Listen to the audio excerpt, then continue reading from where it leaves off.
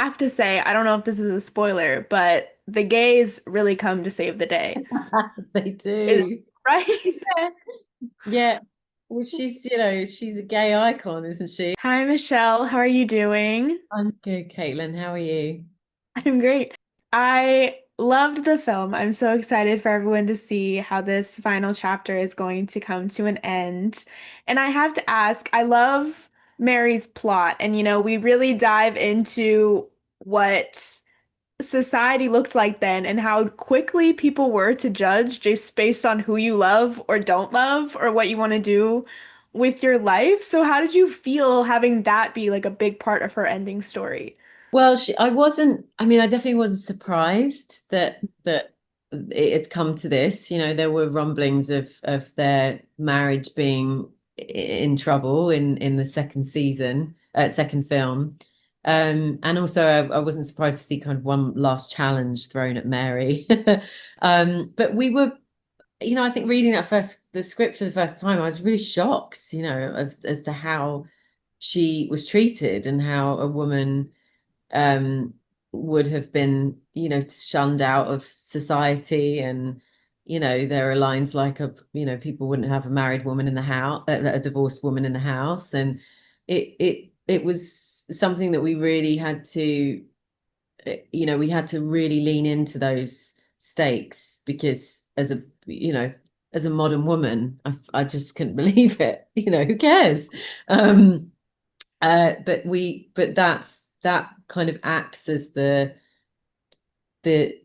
storyline that is the sort of most, I guess, the part that is where the part of the story where the stakes are very high, and it's about how it's ricochets out and affects everybody else, and how people come together to help Mary out of this social, you know, uh, awkward time that she's in. Um, so always with Downton, you sort of really have to put yourself in the shoes of the character and, put your sort of modernity aside and imagine what it would have been like at that time. Yeah, absolutely. And I mean, you brought up the fact that she really has a strong team behind her that it come to help her and grow in this, new change. And I have to say, I don't know if this is a spoiler, but the gays really come to save the day. They It, do. right? Yeah. Yeah. Well, she's a gay icon, isn't she? And I love that in this movie you know, is those characters are all, being invited into the house. I mean, it all starts in series in the second film, of course, with Guy Dexter and Barrow. She's always, I think Mary really, she sees something in Barrow really early on. And I loved that relationship between them in the series where she can see how much he's self-sabotaging, how much he's, resisting and having to, you know, to change who he is for the sake of, the time and the society. And it's such a great resolve that he ends up obviously in this relationship with Guy Dexter.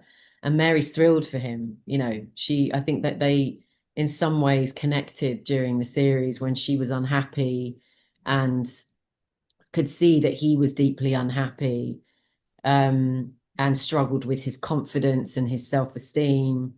It's such a great moment when she invites him up to have cocktails with everybody, because why not? He's now not working at the house, and he's no longer a footman, and he should be you know, part of the environment.